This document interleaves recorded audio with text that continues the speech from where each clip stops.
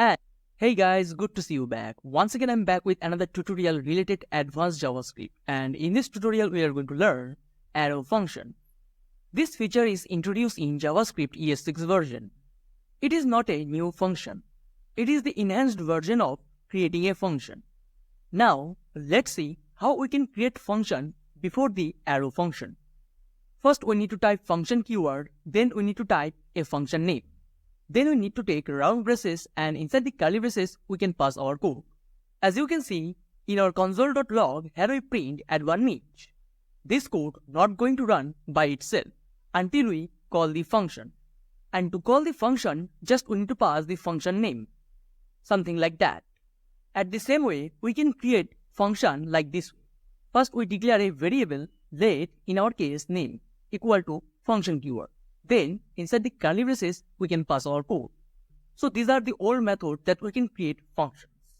And I know you are already familiar with that. So this type of function we use before ES6 version. But after ES6 version, JavaScript introduced arrow function. And it's going to reduce the syntax of the function. First, we need to declare a variable for the function. In our case, name. Then we don't need to type function keyword to create arrow function. Just we need to pass round braces. Then we need to use arrow sign. And to create arrow sign, we need to pass is equal to sign and greater than sign. Then we need to type console.log. I mean our code. So now you can see our function become so compact. Because of arrow function, we convert all the code in a one line. Just we need to use round braces and arrow sign. And to call this function, just we need to follow our old method. Just we need to pass the function name and round braces.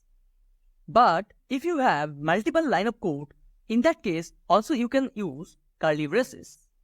This kind of arrow function is very useful for React.js, Node.js, otherwise AngularJS. All modern JavaScript framework follow arrow function. So without wasting your time, let's start the practical and see the example of arrow functions. So as you can see, side by side I open my Visual Studio Code editor and my browser using live server extension. And I already created an HTML document named index.html. So let's create an arrow function. To create an arrow function, first we need to declare a variable.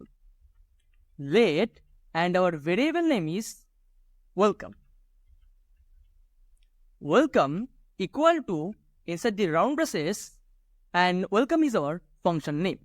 I want to pass a parameter to our function. And as parameter, I'm going to take name. And then we need to use arrow operator to create arrow function. Equal to greater than sign. Then, inside the curly braces, here I'm going to return. Also, I'm going to use backticks. And we already learned about backticks in our previous tutorial. And here I'm going to type hello and welcome. Then I'm going to pass $sign. Inside the curly braces, I'm going to pass the parameter name and semicolon to end this line. So this is a very simple and basic arrow function. And now I want to call this arrow function. To call this arrow function, I'm going to type document dot write. Inside the round braces, I'm going to call the function welcome. Then inside the round braces, we need to pass the argument. And as argument, we need to pass the name. So I'm going to type at 1 each. And semicolon to end this line.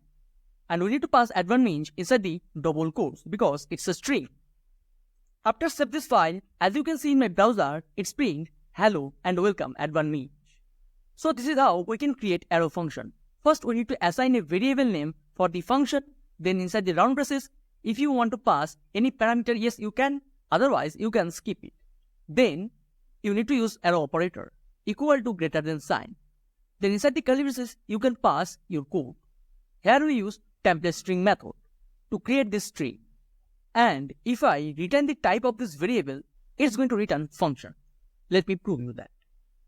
So I'm going to type console dot log inside the round braces. Here I'm going to pass type